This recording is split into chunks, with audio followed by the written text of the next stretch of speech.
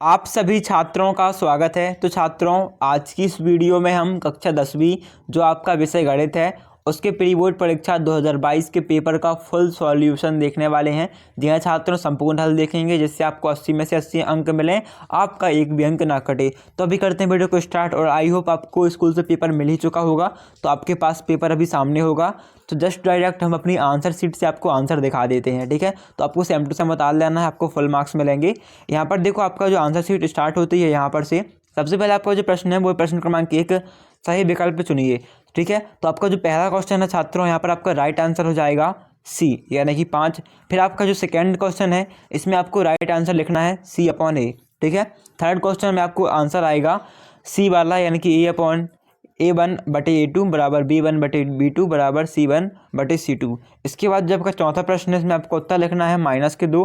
पाँचवें प्रश्न में आपको उत्तर आएगा 90 अंश और छठवें का आपको उत्तर आएगा -1,1, ठीक है। इसके बाद जब का प्रश्न क्रमांक 2 है, रिक्त स्थान की पूर्ति कीजिए। तो यहाँ पर आपके पहले प्रश्न का उत्तर आएगा भाजक, दूसरे में आएगा उत्तर 3, तीसरे में 0, चौथे में 0 + 9D। इसके बाद जब का पांचवा प्रश्न है यहाँ पर आपका उत्तर जाएगा समरूप, छठवें में y/अक्ष और सातवें में आपका उत्तर आएगा 2, ठीक है। इसके बाद जो आपका तीसरा प्रश्न आता है वो है सही जोड़ी बनाइए। तो यहाँ पर आपको पहला दिया हुआ है sec² थीटा -1, तो आपको इसका मिलान कर देना है tan² थीटा से। cot थीटा का आपको मिलान करना है 1/tan थीटा से। 1 - sin² थीटा को आपका मिलान करना है cos² थीटा से। cot 30 का आपका मिलान होगा करनी 3 से। फिर आपका cos 90 - थीटा, तो इसमें sin थीटा आपका माना जाएगा। और जो आपका लास्ट है cos 48 cosec 42 + sin 48 sec 42, इसका आपका मिलान हो जाएगा किससे? 2 से, ठीक है। इसके बाद छात्रों, जब आपका प्रश्न क्रमांक 4 आता है, एक वाक्य में उत्तर दीजिए। तो यहाँ का पहला प्रश्न है, इसका उत्तर आपको लिखना है एक वाक्य में शून्यांकों की संख्या बराबर 2। दूसरे में आपको लिखना है A1x + B1y + C1 बराबर 0 और A2x + B2y + C2 बराबर 0। तीसरा जो प्रश्न है यहाँ पर आपको उत्तर लिखना है D बराबर √V² - 4AC/2a, ठीक है। इसके बाद आपको चौथे प्रश्न में उत्तर लिखना है πr²। पाँचवें में आपको लिखना है 1/3 πr²h। फिर इसके बाद छठवें में आपको उत्तर लिखना है 4 और सातवें में आपका उत्तर आएगा 1। इसके बाद छात्रों, जब आपका क्वेश्चन नंबर 5 आता है, प्रश्न क्रमांक 5, सत्य और असत्य बताइए। तो आपका पहला सत्य हो जाएगा बिल्कुल सत्य, दूसरा असत्य होगा, तीसरा असत्य होगा, चौथा भी आपका बिल्कुल सत्य हो जाएगा, पांचवा आपको असत्य टिक करना है, ठीक है ना। फिर इसके बाद जो आपका क्या आता है सातवां, ठीक है, पांचवा तो असत्य, छठवा आपका सत्य हो जाएगा, ठीक है। इसके बाद आपको बढ़ते हैं प्रश्न क्रमांक 6 की ओर। तो छात्रों, आपका प्रश्न क्रमांक 6 जो है इसमें आपका क्वेश्चन है SCF है 306 और 657 बराबर 9 दिया है। तो आपको LCM 306 657 बराबर क्या होगा, ठीक है, मतलब ज्ञात करना है आपको। तो यहाँ पर छात्रों आपको उत्तर लिखना है LCM बराबर कितना है 306 और 657 और SCF कितना है, SCF का मान भी हमारा सेम है। तो हमें यहाँ पर एक चीज़ कॉमन कर लेते हैं और लिख लेते हैं एक बार। तो हमने एक बार लिख लिया, फिर एलसीएम के मद्देनज़र हम इन दोनों को रखते हैं और फिर इसका जो भाग है, चूँकि एचसीएफ का मान हमारा बराबर में 9 है, तो इसे हम 9 से कर देंगे, डिवाइड कर देंगे। 306 का मल्टीप्लाई करें वो 657 से आपका आंसर आएगा 2,01,10,042। फिर से 9 से डिवाइड कर दोगे आप, तो आपका जो अभिष्ट उत्तर आएगा एलसीएम बराबर कितना हो जाएगा 22,338, ठीक है। इसके बाद जो छात्रों आपका अगला क्वेश्चन है वो है प्रश्न क्रमांक 7 का, अथवा द्विघात बहुपद 3x² + 4x - 4 की शून्य ज्ञात करो। तो आपको शून्य ज्ञात करने के लिए यहाँ पर सिंपली सूत्र मतलब लगा देना है 3x² + 4x - 4। इसे ऐसा तोड़ना है कि गुणा करने में कितना आए, गुणा करने में 12 आए और घटाने में कितना आए, घटाने में हमारा 4 आए। देखो, हम इसे 6 और 2 में तोड़ेंगे, जिससे हमारा गुणा करेंगे तो 12 आएगा और माइनस करेंगे 4 आएगा। फिर से आप सॉल्व करते चलोगे इस टाइप से, तो आपका उत्तर कितना आएगा x बराबर 2/3, इसे आपको उतार लेना है, ठीक है। इसके बाद छात्रों, जब आपका प्रश्न क्रमांक 8 है, AP के प्रथम 4 पद लिखिए, जबकि प्रथम पद A बराबर -1.25, सर्वांतर D बराबर -0.25 है। आपको उत्तर डालना है अभिष्ट प्रथम 4 पद क्या होंगे, -1.25, दूसरा पद होगा -1.50, तीसरा पद होगा -1.75 और चौथा पद होगा आपका -2.00। इसके बाद जब का प्रश्न क्रमांक 4 है छात्रों, वो है 10 मीटर लंबी एक सीढ़ी एक दीवार पर टिकाने पर भूमि से 8 मीटर की ऊंचाई पर स्थित एक खिड़की तक पहुंचती है। दीवार के आधार से सीढ़ी की निचले सिरे पर की दूरी ज्ञात कीजिए। तो सबसे पहले आपको साइड पे तो डायग्राम बना लेना है, जैसे क्वेश्चन में बोल रहा है। तो आपका एक राइट एंगल बनेगा या समकोण बनेगा। यहाँ पर आपकी ये जो भुजा होगी ए बी, हमारी लंबा भुजा जो है ये 8 मीटर की होगी, कर्ण भुजा 10 सेंटीमीटर की, और हमें यहाँ पर आधार ज्ञात करना है, यानी कि हमें AC ज्ञात करना है। ठीक है, तो आपको उत्तर डालना है क्या, माना कि ये भी एक दीवार तथा AC एक सीढ़ी है, दिया है AB बराबर 8 सेंटीमीटर, AC बराबर 10 सेंटीमीटर और BC बराबर क्वेश्चन मार्क। तो समकोण त्रिभुज ABC में AB स्क्वायर बराबर BC स्क्वायर बराबर AC स्क्वायर पाइथागोरस प्रमेय से। फिर आपका AB स्क्वायर कितना है, AB हमारा 8 और BC है हमारा कितना, हमें फाइंड करना है BC। ठीक है, तो BC का BC लिखा रहेगा, बाकी हमारा AC कितना है 10, तो इसका B स्क्वायर हो जाएगा। तो आपका आंसर क्या आएगा, 8 का स्क्वायर प्लस BC का स्क्वायर प्लस 10 का स्क्वायर मतलब 64, और BC का मतलब इस साइड आ जाएगा, 64 का पक्षांतर होगा, यहाँ पर प्लस में है तो यहाँ पर माइनस में हो जाएगा, 100 में से 64 जाएंगे आपका 36 बचेगा, क्योंकि यहाँ पर स्क्वायर है, स्क्वायर से करनी आ जाएगा तो आपका आ जाएगा करनी 36। फिर करनी 36 का मतलब कितना होता है 6, 6 का वर्ग है 36, तो आपका आंसर आएगा BC बराबर 6। अतः आपको लिख देना है, अतः BC बराबर कितना होगा 6 सेंटीमीटर। इसके बाद छात्रों में आपका प्रश्न क्रमांक 10 आता है, वो है K का मान ज्ञात कीजिए यदि बिंदु A 2,3, B 4, और C 6, -3 संरेखी होंगे। तो आपको यहाँ पर लिखना है A क्या है 2,3, B 4, और C क्या है 6, -3। तो यहाँ पर आपको सिंपली यहाँ पर x का मान ज्ञात करना है। तो पहले में आपका x मान D है 2, y का मान है 3, दूसरे x2 में आपका 4 और y2 है k, यहाँ पर x3 है 6 और y3 है -3। तो आपको लिखना है यदि तीनों बिंदु संरेखीय हैं तो इससे बनने वाला त्रिभुज का क्षेत्रफल शून्य होगा। क्यों शून्य होगा, क्योंकि संरेखी जब भी हमारे कोई होते हैं बिंदु तो क्षेत्रफल हमेशा शून्य होता है, मतलब तीनों के तीनों एक बिंदु पे हैं एक लाइन पे, तो क्षेत्रफल शून्य होगा। फिर आपको क्षेत्रफल का सूत्र लगाना है ये वाला 1/2, फिर आपको इसमें मान डिपोजिट करने हैं। जैसे आप मान रखोगे तो आपके सामने जो उत्तर आएगा, ठीक है, ऐसे लिखते चलना आप, तो ऐसे आप आंसर लिखते चलोगे ऐसा ऐसा 3 बार, तो आपका जो आंसर आएगा वो आएगा 1/2 -4 के बराबर 0। ठीक है, फिर और सॉल्व करना नीचे तो आपका ऐसे डिवाइड हो जाएगा -4 के बटे 2। ठीक है, तो यहाँ पर -2 के आएगा बराबर 0, के बराबर 0/2 आएगा, और किसी भी संख्या के यदि आप 0 से भाग करोगे तो आपका उत्तर कितना आएगा 0। तो आपको कितना लिखना के बराबर 0। ठीक है ना। इसके बाद छात्रों में आपका 11वां प्रश्न है, वो है बिंदुओं 5, -6 और 1, -4 को जोड़ने वाले रेखाखंड को y अक्ष में किस अनुपात में विभाजित करता है। तो दिया है a बराबर 5, -6 और b बराबर -1, -4। तो माना बिंदु a और b रेखाखंड को 1 के अनुपात 1 में विभाजित करता है। x1 बराबर 5 है, y1 बराबर -6, तो x2 बराबर आपका -1 हो जाएगा और y2 बराबर -4, m1 k हो जाएगा और m2 1 हो जाएगा।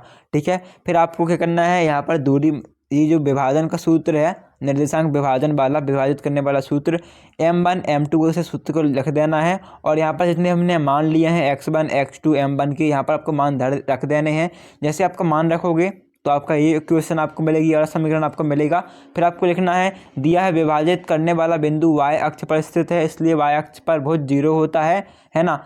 अभी हमारा y कितना होता है, यदि इतना होगा तो y अक्ष में 0 होगा, तो आपको इतना लिखना है। और यहाँ पर आपको k प्लस में कितना आ जाएगा, k बराबर 5, अतः विभाजन अनुपात कितना होगा 5:1, क्योंकि यहाँ पर आपको 5:1 ही उत्तर आएगा।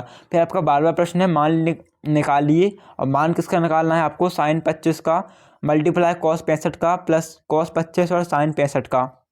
तो सबसे पहले तो आपको क्वेश्चन उतार लेना है आंसर में एक बार, फिर आपको इसे जब मान रखोगे तो cos 65 का मान कितना आएगा, इसे आप लिख सकते हो cos 65 को 90 - 25, और sin 65 को लिख सकते हो आप 90 - 25। तो यहाँ पर आपको लिखना है same to same sin 25 multiply sin 25, ठीक है ना, और यहाँ पर हम ले लेंगे यहाँ, और cos 25 बराबर cos 25। तो आपका कितना आएगा sin स्क्वायर 25, sin 2 बार आ गया sin स्क्वायर 25 हो गया, और यहाँ पर देखिए cos 2 बार आ गया तो cos स्क्वायर 25 हो गया, बराबर कितना होता है 1। तो सर्वसमीका sin square theta plus cos square theta is equal to कितना हो जाएगा आपका 1, उत्तर आ जाएगा। ठीक है, इसके बाद छात्रों का प्रश्न क्रमांक 13 है, त्रिज्या 4 सेंटीमीटर वाले एक वृत्त के त्रिज्य खंड का क्षेत्रफल ज्ञात कीजिए जिसका क्षेत्रफल का कोण 30 अंश है। तो आपको उत्तर लिखना है, दिया कितना है, हमारी त्रिज्या कितनी है 4 सेंटीमीटर, और त्रिज्यखंड कितना है, इसके त्रिज्यखंड का कोण कितना है, त्रिज्यखंड का कोण हमारा 30 अंश ज्ञात करना है, तो उसका क्षेत्रफल ज्ञात कीजिए। तो हमें क्षेत्रफल का सूत्र लगाना होगा, क्षेत्रफल का सूत्र क्या है, θ/360 मल्टीप्लाई पाई आर स्क्वायर। तो यहाँ पर आपको थीटा का मान कितना है 30 है ना, कौन का मान कितना है 30, 360 में बटे कर देंगे, पाई का मान यहाँ पर आगे रखेंगे बाद पे, और यहाँ पर आपका आर स्क्वायर कितना है 4 का स्क्वायर, तो 16 हो जाएगा यहाँ पर आपका 12 और यहाँ पर 1 तो आपको काट जाएगा यहाँ पर से, है ना। फिर आपका जो आंसर आएगा वो आएगा 4π/3 सेंटीमीटर स्क्वायर। इसे यदि आप काटोगे तो आपको उत्तर आएगा 4.19 सेंटीमीटर स्क्वायर। ठीक है, इसके बाद आपको जो नेक्स्ट क्वेश्चन है 14वां, इसमें देख सकते हैं क्वेश्चन है, दो खिलाड़ी संगीता और रेशमा टेनिस का एक मैच खेलते हैं। यह ज्ञात है कि संगीता द्वारा मैच जीतने की प्रायिकता 0.62 है, रेशमा की जीतने की प्रायिकता क्या है। तो आपको हल लिखना है, माना एस और आर क्रमशः संगीता के जीतने और रेशमा के जीतने की घटनाएं प्रदर्शित करते हैं। तो संगीता की जीतने की प्रायिकता कितनी है, PS बराबर 0.62, और यहाँ पर आपकी रेशमा की जीतने की प्रायिकता है R बराबर 1 - PS। घटनाएं R और S पूरक हैं, तो यहाँ पर आपको लिखना है PR बराबर 1.062 और PR बराबर कितना हो जाएगा, फिर आप इसे घटाओगे तो 0.38। ठीक है, आपका उत्तर हो जाएगा। फिर आपका 15वां प्रश्न है छात्रों, यहाँ पर देख सकते हो प्रायिकता का। तो प्रायिकता में आपका क्वेश्चन है, एक डिब्बे में 5 लाल कंचे, 8 सफ़ेद कंचे और 4 हरे कंचे हैं। इस डिब्बे में एक कंचा यदृच्छा मतलब ऐसे ही निकाल लिया जाता है बिना किसी गणना के। इसकी क्या प्रायिकता है कि कंचा हरा नहीं है, मतलब हरा नहीं है तो क्या होगा, सफ़ेद होगा या लाल होगा। तो आप कह सकते हो सफ़ेद या लाल कंचे निकलने की प्रायिकता क्या होगी। तो आपको लिखना कुल परिणाम NS का सूत्र लगाना है, 5 + 8 + 4 बराबर कितना होगा, 17 कंचे हो गए हमारे पास। हरे कंचे कितने हैं, 4 हैं। तो आपको क्या करना है, हरा कंचा ना होने की प्रायिकता NE बराबर 17 - 4 कर देना है, बराबर 13 आएगा। तो आपको लिखना प्रायिकता का सूत्र PE बराबर NE/NS बराबर 13/17। ये आपका हो जाएगा उत्तर। ठीक है, इसके बाद छात्रों आपका 16वां प्रश्न है इसका, अथवा देखो द्विघात समीकरण kx x - 2 + 6 बराबर 0 है। k का ऐसा मान ज्ञात कीजिए जिसमें समीकरण के 2 बराबर मूल हों। तो आपको उत्तर लिखना है, kx x - 2 + 6 बराबर 0 है, तो kx² - 2x + 6 बराबर 0 होगा। यहाँ पर आपका a का मान k है, b का मान -2 है k है और c का मान 6 है। तो आपको लिखना है d विभेदकर बराबर b² - 4ac बराबर 0 बराबर मूलों के लिए। ठीक है, तो आपका विभेदकर कितना है, -2k², b का मान कितना है 4 मल्टीप्लाई k और 4ac में आपको लिखना है 6। ठीक है, बराबर आपको 0 हो जाएगा। तो यहाँ पर आपको देन छात्रों मतलब ये b का मान ये है 2x² और 4 का 4, a का मान k और c का मान 6। ठीक है, इसे आप आगे सॉल्व करोगे तो यहाँ पर आपका आएगा 26 और k का मल्टीप्लाई 26, सॉरी 6 चौके 24 और k मतलब 24 के, और 2 दूनी 4 माइनस का स्क्वायर क्या होता है प्लस, तो 2 दूनी 4, 4k का भी स्क्वायर हो गया आपका बराबर 0। फिर इसके आगे आपको लिखना है k 4k² बराबर 24k, k² बराबर 24/4। तो आपका कितना हो जाएगा, k से k कट जाएगा, आपको बच्चे का 1k, और फिर आपको लिखना है 24/4 बराबर 6, मतलब आपका k का मान कितना आएगा 6। फिर छात्रों आपका जो अगला क्वेश्चन है वो 17वां क्वेश्चन है इसका, अथवा क्वेश्चन क्या है, श्रेणी 7, 13, 19 205 में पदों की संख्या ज्ञात कीजिए। तो आपको लिखना है, चूंकि AP 7, 13, 19 205 प्रश्नानुसार a बराबर 7 है, d बराबर 13 - 7 हो जाएगा बराबर 6, अतः an बराबर 205 आपका मान दिया गया है यहाँ पर। तो आपको क्या ज्ञात करना है, आपको ज्ञात करना है n। यहाँ पर आपका n का मान मतलब रखोगे 205 बराबर 7 + n - बल्टी में मतलब 6 पे, कोष्टक के बाहर 6। तो आपका सॉल्यूशन क्या करोगे, 205 7 + 6 9 -6, 205 का यहाँ पर पक्षांतर होगा और 6 9, क्योंकि यहाँ पर n है तो n वाला पद यहाँ आएगा, और बिल्कुल जिसमें कोई पद नहीं है वो यहाँ आएगा। तो यहाँ पर देखो 205 6 और 7 1 बचा आपका, मतलब 6 से 7 का 1 बचा, 205 में से आपका 1 माइनस होगा, बचेगा आपका 204। फिर n का n नहीं रहेगा और 6 निकल के भाग करेगा, तो 6 204 से भाग होगा, तो आपका n बराबर 34 आंसर आ जाएगा। इसके बाद छात्रों का 18वां प्रश्न है, यदि कोई रेखा त्रिभुज ABC की भुजाओं AB और AC को क्रमशः D और E पर प्रतिच्छेद करे तथा BC भुजा के समांतर हो, तो सिद्ध कीजिए AD/AB बराबर AE/EC है। तो दिया क्या है हमें, DE समांतर क्या है BC और AD/AB बराबर AE/EC। आपको पहले से डायग्राम बना लेना, तभी आपको सोल्यूशन समझ में आएगा, है ना। सबसे पहले साइड में एक डायग्राम बनाना, ये बनाना त्रिभुज का। यहाँ पर BC के समांतर कितना है DE और AB के समांतर कितना है AE। ठीक है, या फिर आप बोल सकते हो ADB के समांतर क्या है AEC, है ना। तो आपको सेम यही बताया गया है, AD/AB बराबर कितना है AE/EC और DB/AD बराबर कितना है EC/AE। मतलब देखो DB आपका कहाँ है, DB ये है और तो डी बी बटे ए डी, मतलब डी बी ये है आपका और ए डी ये है आपका, मतलब ये पूरी लाइन किसके बराबर है, ई सी ये है आपका और ई ए है, मतलब ये लाइन के बराबर है। तो आपको ऐसे आगे भी बताना है ये वाली लाइन, फिर ए बी बटे ए डी बराबर ए सी बटे ए ई बराबर आपका उत्तर कितना आएगा, ए डी बटे ए बी बराबर ए ई बटे ई सी। इसके बाद छात्र आपका 19 प्रश्न आता है, दो सकेंद्रीय वृत्त की त्रिज्या 5 सेंटीमीटर तथा 3 सेंटीमीटर है, बड़े वृत्त की उस जीवा की लंबाई ज्ञात कीजिए जो दो छोटे वृत्त को स्पर्श करती है। तो यहाँ पर आपको उत्तर लिखना है, जीरो केंद्र वाले दो सकेंद्रीय वृत्त दिए हैं जिनकी त्रिज्याएं क्रमशः ओ क्यू बराबर 5 सेंटीमीटर, ओ एम बराबर 3 सेंटीमीटर, देखो ये डायग्राम है आपका, सबसे पहले जब डायग्राम बना लेना इतना, उसके बाद ही आप आगे लिखना। तो यहाँ पर आपको कितना आएगा, ओ क्यू बराबर 5 सेंटीमीटर एवं ओ एम बराबर 3 सेंटीमीटर, जहाँ आपका पी क्यू बड़ी त्रिज्या वाले वृत्त की जीवा है तथा छोटी त्रिज्या वाले वृत्त की स्पर्श बिंदु एम पर स्पर्श रेखा है। तो देखना है ओ एम लंब है पी क्यू पर बराबर कोण ओ एम थीटा कितना होगा, 90 अंश आपका। तो प्रमेय 10.1 जो है आपके पार्ट पे है ना, वो क्या है सब, अब समकोण ओ एम क्यू में पाइथागोरस प्रमेय से आपको पाइथागोरस प्रमेय लगाना है। तो एम क्यू बराबर कितना हो जाएगा, करनी में O Q square minus O M square, O Q का मान 5 है, ओ एम का मान 3 है, तो एम क्यू बराबर 25 माइनस 9 हो जाएगा क्योंकि यहाँ पर स्क्वायर है, तो 16 आएगा। अब 4 चौके 16, तो करनी कट जाएगी आपकी, स्क्वायर में 4 आ जाएगा आपका उत्तर, ठीक है। 4 चौके 16 होता है क्योंकि तब करनी हट गई। फिर चूंकि पी क्यू बराबर हमें 2 एम क्यू बराबर 2 × 4 मिला, क्योंकि देखो यहाँ पर हमारा एम बस है एम, ठीक है, एम क्यू कितना है 4, और फिर यहाँ पर हमारा 2 के एम क्यू होता है, मतलब 2 का मल्टीप्लाई 4 से होगा तो 8 आ जाएगा उत्तर। अतः केंद्र से जीवा पर डाला गया लंब जीवा को समद्विभाजित करता है, अतः अभिष्ट जीवा की लंबाई 8 सेंटीमीटर होगी।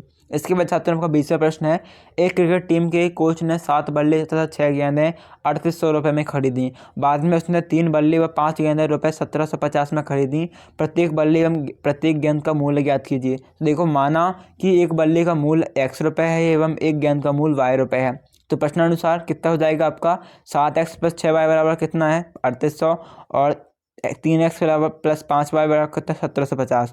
आपको 3800 को पहला समीकरण देना है और 1750 का दूसरा समीकरण देना है, ठीक है।